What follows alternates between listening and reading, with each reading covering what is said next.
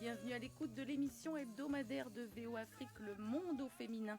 Nathalie Barge pour vous servir et avec moi dans le studio, Viviane Foura, pharmacienne universitaire, entrepreneur sociale. Merci beaucoup Viviane d'être avec nous. Merci de nous avoir. Vous êtes congolaise et vous avez souhaité, vous avez accepté du moins de partager votre témoignage, celui d'une jeune fille ayant dû fuir son pays en guerre, la RDC en l'occurrence, subir la violence sexuelle et contracter le VIH-Sida. Vous êtes mère d'une petite fille de 5 ans, Zoé, et vous militez pour les droits des filles et des femmes au sein de divers organismes de prévention du sida et pour l'accès des femmes enceintes au traitement. Merci encore d'être avec nous et d'accepter donc de témoigner de votre vie et de ce que vous faites maintenant. Merci Nathalie. Alors, c'était pour dire qu'on peut remonter la pente et avoir une vie normale. Et ça, vous y tenez, n'est-ce pas? C'est pour donner espoir à toutes les femmes qui sont dans votre cas. Je voudrais faire un petit rappel sur votre bio parce que vous avez un parcours extraordinaire. Vous avez une maîtrise en sciences sociales, vous avez une maîtrise sciences sociales, genre et développement à l'Institut d'éducation de Kigali au Rwanda. En 2006, vous avez cofondé avec d'autres femmes séropositives une ONG de femmes rwandaises vivant avec le VIH, donc SIDA, et luttant contre cette maladie. Vous êtes membre de la communauté internationale des femmes vivant avec le VIH-Sida, ICW, et en 2008, vous avez été élu secrétaire du comité consultatif régional d'ICW Afrique de l'Est. Donc c'est de 2008 à 2013, c'est ça? Oui. 2008-2013. Vous êtes également membre du conseil consultatif communautaire sur le traitement du VIH. En 2011, vous avez fondé avec d'autres militants AfroCab un centre de plaidoyer communautaire pour promouvoir un meilleur accès à la thérapie antirétrovirale grâce à une participation des personnes vivant avec le VIH. Vous êtes membre également d'un groupe de travail sur la prévention et le traitement de l'infection par le VIH chez les femmes enceintes et vous souhaitez exercer la pharmacie ici aux États-Unis. Voilà, en 2013, vous avez cofondé l'organisation IMARA, Women Empowerment Foundation, pour défendre les droits des femmes et des filles de RDC, votre pays natal où vous avez grandi avant de vous enfuir au Rwanda à l'adolescence après avoir vécu différents traumatismes liés à la guerre. Vous donnez des cours de leadership et de marketing. Vous êtes une femme extrêmement active. Vous êtes conférencière, voilà.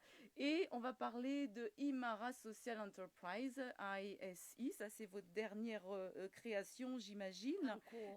En cours, une entreprise sociale de marque de mode soutenant les compétences et techniques traditionnelles africaines dans la production de tissus et vêtements visant à sortir les femmes de la pauvreté afin qu'elles puissent s'épanouir en tant qu'entrepreneurs et stimuler le développement de leur communauté. Et là, j'ai vraiment dit le strict minimum, il y a encore bien plus que ça, n'est-ce pas? Bravo, bravo pour tout ce que vous faites et un grand merci.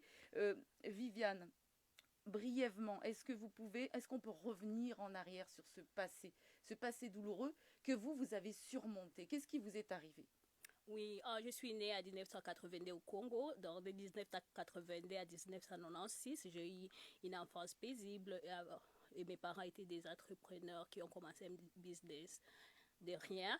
Et là, j'ai appris à me défendre et croire à mes rêves en regardant mes parents se battre pour nous. Et ils nous ont donné l'opportunité d'avoir une bonne éducation, le meilleur, je peux dire, dans notre ville. Et cela nous a permis à nous forger à la personne que je suis aujourd'hui, mais aussi mes frères et sœurs. Et pendant mon enfance et mon adolescence, j'aimais bien lire et j'ai été inspirée par beaucoup de personnes, mais surtout les femmes fortes. Et parce que j'ai grandi dans une église et dans une école catholique, donc j'ai été exposée à beaucoup de saints et de personnalités catholiques. Et la grande personnalité catholique qui m'a inspirée, qui continue à m'inspirer, c'est Mère Teresa. Donc, je trouve... Mère Thérèse. Oui, Mère Thérèse. Mère Thérèse et ma propre mère m'ont inspirée. Et ça, c'est lié à ma carrière sociale et activiste et militante. Et puis, Madame Marie Curie, qui a eu le prix Nobel pour sa recherche en radium, m'a inspirée pour ma carrière en tant que scientifique. Vous êtes chercheuse aussi. Hein. Oui. Vous faites de la recherche au niveau des plantes, justement, pour traiter les maladies. Hein. Oui, et ça, j'ai beaucoup travaillé sur cette partie quand j'ai enseigné à l'Université nationale du Rwanda dans la faculté de médecine. On faisait des recherches sur le plan traditionnel local, on le validait scientifiquement et je compte continuer cette recherche en PhD. Donc ça, c'est mon background pour l'éducation et l'influence des leaders dans ma vie. Mais malheureusement, en 1996, la guerre a commencé à l'est du Congo et cela nous a affectés. On a vu beaucoup des atrocités, on a été nous-mêmes en famille victimes de certaines atrocités, mais on a pu aller de l'avant à cause, je dirais personnellement, quand je regarde ma vie, c'est parce que l'éducation que j'ai eue en tant que jeune fille et le fait que mes parents m'ont donné foi moi-même m'a permis de survivre cette époque. Et puis les regarder aussi être des parents forts aussi m'a inspiré. Être entouré de mes frères et sœurs. Donc ici je vais dire que l'environnement c'est très important quand vous allez dans des difficultés. Et là, j'ai quitté le Congo quand j'avais 18 ans, quand je finis l'école secondaire pour aller au Rwanda à cause des difficultés. Et un des amis de notre père qui vivait au Rwanda nous a accueillis. Et c'est là où j'ai eu une mauvaise expérience d'abus sexuels parce que nous avons confiance à cette personne, on l'appelait oncle. Et il a pris notre vulnérabilité et il m'a exploité. Et c'est là où je suis sûre j'ai contacté le VIH parce qu'après on a fait des recherches. Et sa femme venait juste de mourir 2 ans avant cela du VIH. Mais quand je suis passée dans cette situation avec l'oncle, je ne pouvais pas parler. J'avais peur à cause de la culture. Bien sûr. Donc j'ai gardé le silence pendant au moins 6 ans. Je n'ai pas parlé de ça. Et ça m'a brisé dans mon cœur. Mais comme j'aimais déjà l'éducation et je savais que je dois finir mes études universitaires si je veux devenir quelqu'un dans ma vie, je suis allée à l'université. Mais aussi dans ma tête, là, il y avait aussi, ok, je peux avoir les VIH. Et puis j'ai toutes ces situations traumatiques que je subis. Je n'ai pas pu m'asseoir avec quelqu'un ou bien aller dans des séances de counseling. Donc, il y avait comme des personnes à moi. Je vivais une double vie. Donc, à l'université, j'étais cette étudiante forte qui aimait aider mes collègues et j'ai trouvé un sens de ma vie à aider mes collègues à avoir à passer leurs cours, à étudier parce que je travaille très fort et alors j'ai aidé mes collègues. Mais entre-temps, au-dedans de moi, il y avait ces secrets, des traumatismes, des doutes de ma situation. Et en 2006, ça n'était trop. Et puis, quand je vivais à l'université, à cause de toutes ces situations traumatiques, je savais que je vais mourir d'un moment à un autre. Parce que je regardais beaucoup de personnes mourir du VIH. On n'avait pas facilement accès au traitement à l'époque. Et puis, je n'en parlais pas de toutes les façons, donc je ne t'ai pas suivi. Mais en même temps aussi, je voulais faire quelque chose dans ma vie avant de mourir. Parce que j'avais toujours l'histoire de Madame Curie, j'avais toujours l'histoire de la mère Thérèse, et aussi Hélène Keller m'avait inspirée. Et puis je me disais, je sais que je dois faire quelque chose de grand dans ce monde. Et puis je me disais, ok, peut-être c'est aider mes collègues. Donc là, à l'université, je me disais, oh c'est bon. Donc c'est ça le but de ma vie. Et là, je suis presque en dernière année. Je suis encore là, je ne suis pas morte. Et vraiment en pleine forme, et vraiment pleine de vie, pleine d'énergie. Une femme très active. Viviane, pour toutes les femmes qui sont dans votre cas, qui n'osent pas parler, qui n'arrivent pas à parler, c'est tout le monde ça. Qu'est-ce que vous pouvez conseiller?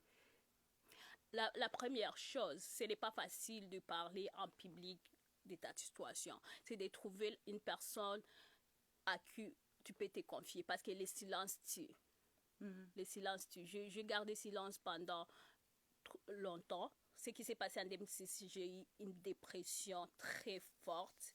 Ça a fait que je passe une année dans une institution mentale et c'était atroce. Et c'est parce que je n'ai pas partagé, je n'ai pas cherché d'aide.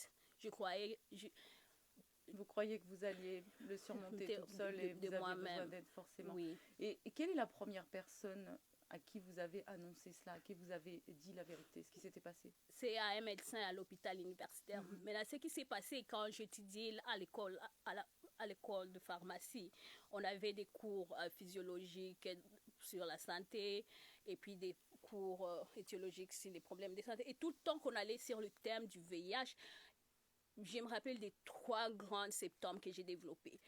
Quand on parlait on discutait des symptômes, j'ai développé ça. Et puis, je me disais, ça, c'est typique des personnes qui ont un problème. Donc là, à cette époque-là, personne ne savait encore que vous aviez le VIH? Non. Vous seul le saviez? Oui, oui. Wow.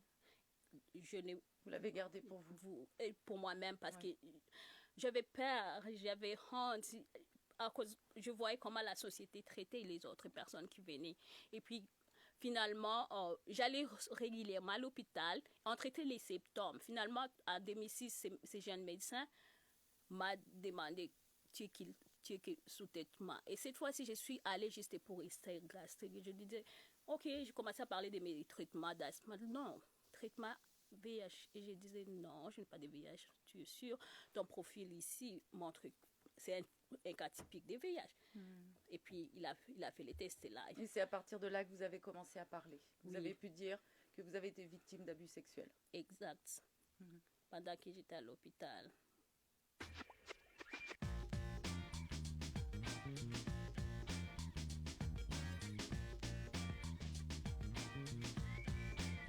C'est dans la presse.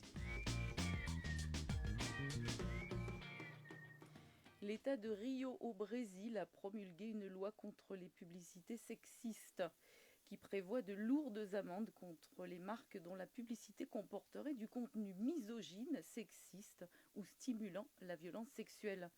Il est fréquent de voir dans les médias des entreprises qui utilisent le corps de la femme pour vendre leurs produits. Ils l'utilisent de façon sexiste au mépris de la femme, a dénoncé la présidente de la commission de défense des droits de la femme à l'Assemblée législative de Rio, Enfermeria Rejan. Un projet similaire au niveau national a été présenté en 2016 à la Chambre des députés. Au Brésil, les milieux féministes critiquent régulièrement des publicités qui mettent en scène des femmes comme des objets de plaisir, notamment pour des marques d'alcool.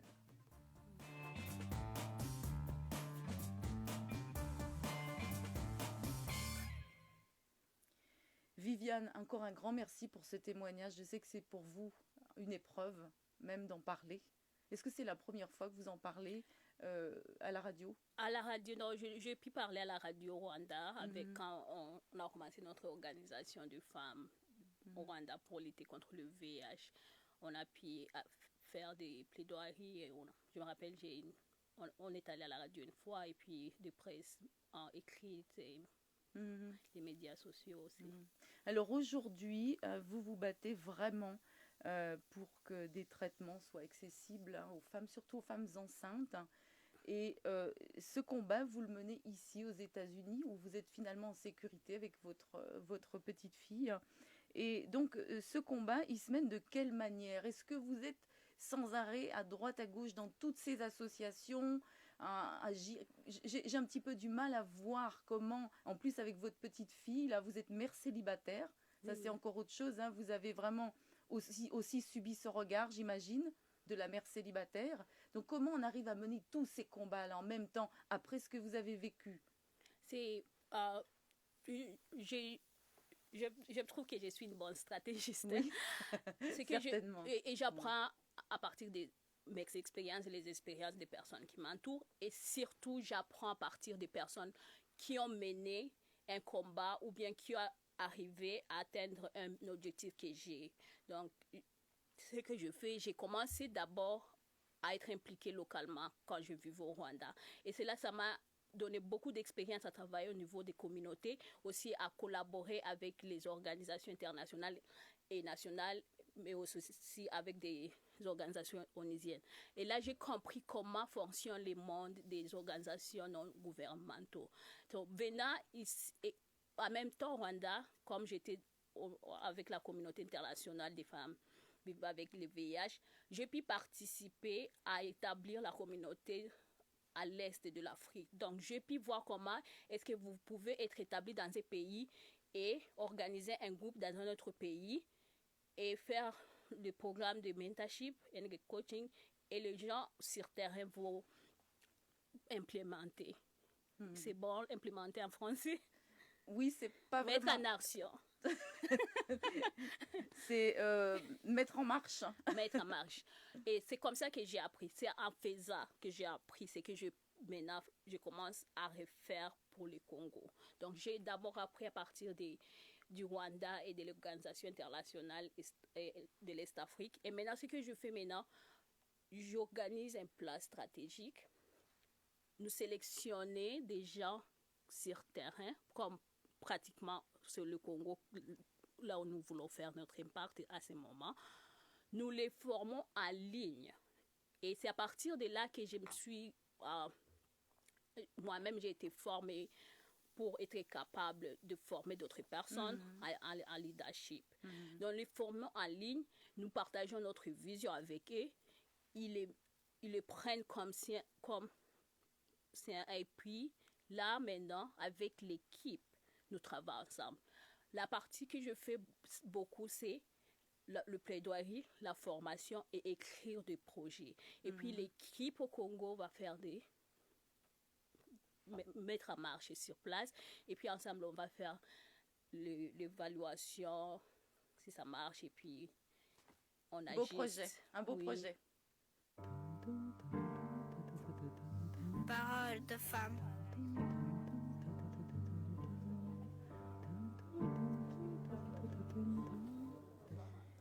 Ça, c'est pour vous, Viviane, pour la scientifique que vous êtes, lors Merci. de la première conférence internationale sur le biodigesteur à Ouagadougou. Notre correspondant Zoubana Wonogo a rencontré divers promoteurs de cette technologie qui permet d'atténuer certains effets du changement climatique. Je sais que ça vous intéresse, ça vous travaillez aussi dans l'environnement. Il a tendu son micro à Mamadou Dianka, expert en énergie. On l'écoute. Ici, il s'agit donc d'une unité de 6 mètres cubes qui recueille donc les déchets organiques. Chez nous, au Sahel, c'est surtout la bouse de vache. Remplit donc le digesteur de bouse de vache avec une quantité d'eau et sous des conditions de température et de pression. Aller sur 30 jours, ça produit donc ce qu'on appelle donc le biogaz, qui est un combiné de CH4, donc le méthane, et le gaz sulfureux. Les tonnes de carbone évitées, ça vous permet donc de contribuer à l'atténuation du réchauffement. Pionnier dans le biodigesteur, le programme national du Burkina a pour slogan « Avec le biodigesteur, vivons mieux au village ». Xavier Bambara, le coordonnateur du programme, en donne le sens. Les familles ont une source domestique de production d'énergie propre. Les femmes peuvent cuisiner à tout moment de la journée, en toute saison, sans fumer. Or, la fumée, c'est un facteur important de maladies cardiovasculaires, de maladies oculaires, qui tuent de façon silencieuse les femmes et la jeune fille en milieu rural. Nous sommes allés à la rencontre des principales bénéficiaires de cette technologie, à savoir les femmes.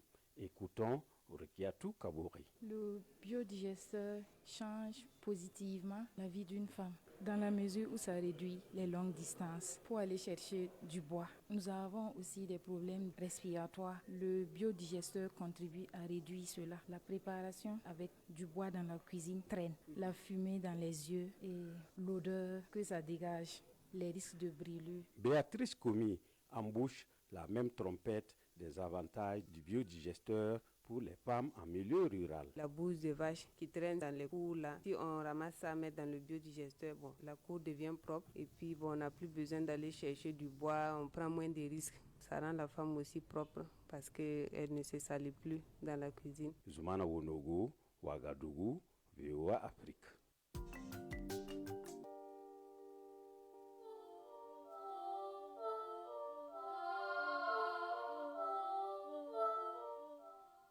Vous écoutez Le Monde au féminin avec comme invitée Viviane Foura, merci. Viviane, dites-moi, dans votre recherche, est-ce que vous basez parce que vous m'avez parlé de vos recherches avec des plantes, n'est-ce pas? Est-ce que vous essayez de rechercher une formule pour traiter justement le VIH-Sida, pour guérir le VIH-Sida? Est-ce que vous avez pensé à ça? Bon, j'ai pensé à ça, mais ce que je puis faire, ce n'était pas dans le domaine du VIH, c'était plus aller dans la communauté et voir ce qu'ils utilisent depuis les tradis praticiens, ce qu'ils utilisent. Et puis, parce que nous savons bien que beaucoup de ces remèdes travaillent très bien, mais aussi ça a des effets secondaires. Alors, nous collaborons avec les tradis praticiens qui nous disent exactement quelle est le plante qu'ils mélangent. Souvent, ils mélangent plusieurs plantes. Et puis, qui nous confie exactement la plante qu'ils croient avoir l'effet pharmacologique ou thérapeutique. Et alors, on va prendre cette plante. C'est ce que nous avons pu prendre une seule plante depuis que je faisais ma licence. Et d'abord, chercher les composants dans la plante et puis tester. Par exemple, la plante que je travaille, c'est Bryanthisia gastricosea. Les tradis praticiens nous ont dit qu'ils utilisent ça depuis quand vous avez une morsure du serpent. Ils mettent ça. Le poison. Venin. Et puis, ils utilisent ça pour les personnes qui ont les gastriques. C'est gastrique. Moi, j'ai travaillé sur le côté toxicologique et un de mes collègues travaille sur le côté de l'hystère gastrique. Et nous avons pu trouver que la plante a des effets. Et c'est des recherches que vous ne pouvez plus poursuivre ici ou... Non, je dois faire ça pour que je sois, comment on dit ça? Chercheur vraiment aux États-Unis, c'est ça? Oui, partout dans le monde, il y a des règles scientifiques. Pour que je fasse un travail comme ça, je dois être... Il vous faut poursuivre vos études encore. Oui, ou bien dans une plateforme comme à l'université ou dans un centre de recherche. Je n'ai pas pu encore trouver un boulot au sein d'une université ou au sein d'un centre de recherche où je peux continuer ce travail. Mais je compte le faire. Ça va venir. Oui. Si jeunesse pouvait.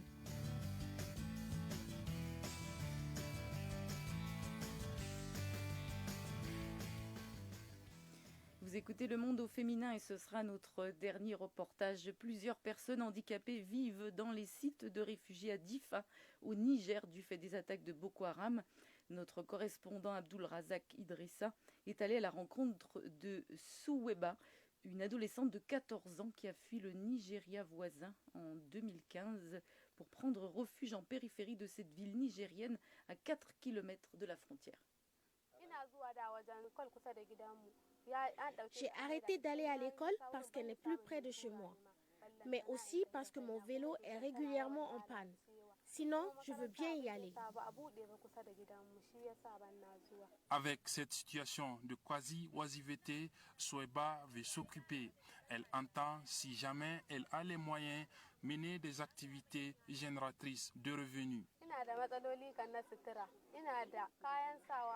Afin de parvenir à satisfaire mes besoins en habits, notamment, je voudrais avoir des fonds pour faire par exemple de la couture ou encore l'élevage de petits ruminants. Dans ce projet qu'elle nourrit, la jeune fille a le soutien de son papa. Je la vois très mal alimentier. C'est pourquoi, s'il y a des bonnes volontés, qu'elle lui vienne en aide afin de pouvoir faire ce qu'elle vient de dire. Ce sera un grand soulagement pour nous. Comme d'autres réfugiés qui habitent le quartier Charizamna de Difa, la famille de Souweba dit n'avoir bénéficié des appuis des structures humanitaires que sur quelques semaines après leur arrivée. Depuis, plus rien.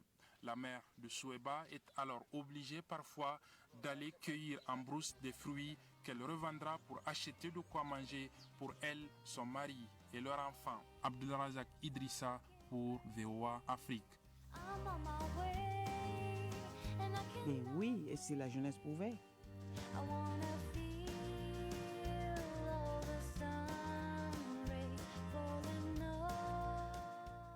Vous écoutez Le Monde au féminin avec Viviane Foura. Viviane, vous avez entendu ce reportage, cette jeune fille, c'est déjà une jeune fille très forte, n'est-ce pas? Et elle a de l'avenir. Elle sait ce qu'elle veut, mais elle a des défis. Beaucoup de défis. Oui, beaucoup de défis. Vous en savez quelque chose? Oui, effectivement. Viviane, qu'est-ce qui vous a amené à vouloir aider les autres femmes, mais dans le sens de pouvoir s'exprimer, de pouvoir s'extérioriser, de pouvoir avoir confiance en elle? Parce que vous m'aviez dit auparavant, le problème de la femme, c'est qu'elle n'a pas confiance en elle. Et ça, c'est tellement vrai chez beaucoup de femmes. Oui, ce que j'ai pu remarquer dans mon parcours, on est programmé dès le bas âge et on ne le sait même pas, certains le savent, d'autres ne le savent pas, mais comme dit Paul Young, si tu ne vas pas au-dedans de toi, tu vas aller sur beaucoup de choses dans la vie. C'est que veut dire que beaucoup de nous, les femmes en général, nous avons beaucoup de potentiel, mais parce qu'on a été programmés à servir, à se taire, à demander la permission, on ne sait pas nous découvrir nous-mêmes. Et toute personne humaine, si tu ne te découvres pas, tu ne vas pas arriver à atteindre tout le potentiel qui est au-dedans de toi. Et vous-même, en fait, en même temps que vous enseignez, vous apprenez à vous connaître mieux également. Oui, c'est un parcours. Ce n'est pas facile, mais vous devrez choisir. La première personne à changer, si vous voulez changer votre situation, vous devrez choisir à changer vous-même. Mais vous devrez suspendre les besoins de savoir comment. Choisissez d'abord. Et d'un pas à un autre, c'est comme si différents rideaux vont s'ouvrir et vous allez avoir plus de clarité. Mais choisissez d'abord à changer et puis vous allez savoir comment. Qu'est-ce que vous diriez à l'adresse de certaines régions d'Afrique où des femmes sont dans votre cas et victimes de violences, contractent le VIH/SIDA et ne peuvent pas parler? Quel conseil vous donneriez vraiment pour qu'elles puissent avoir la possibilité de ne pas se retrouver en face d'un tabou incommensurable et de pouvoir vraiment agir, avoir confiance en elles et le dire?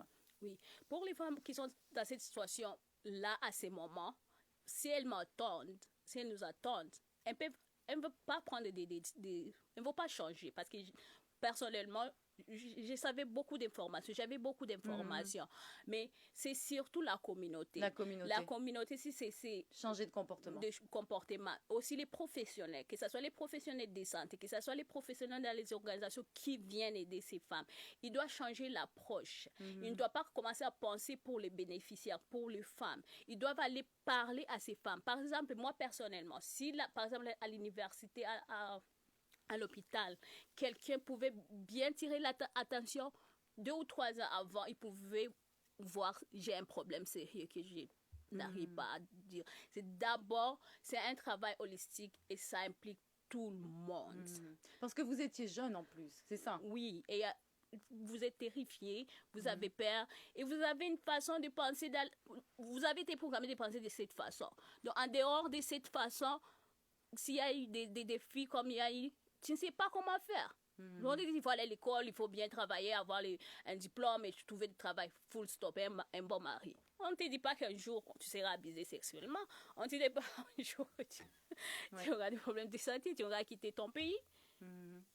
Et vous êtes la preuve vivante vraiment que vraiment vous avez surmonté d'une manière extraordinaire ce défi-là.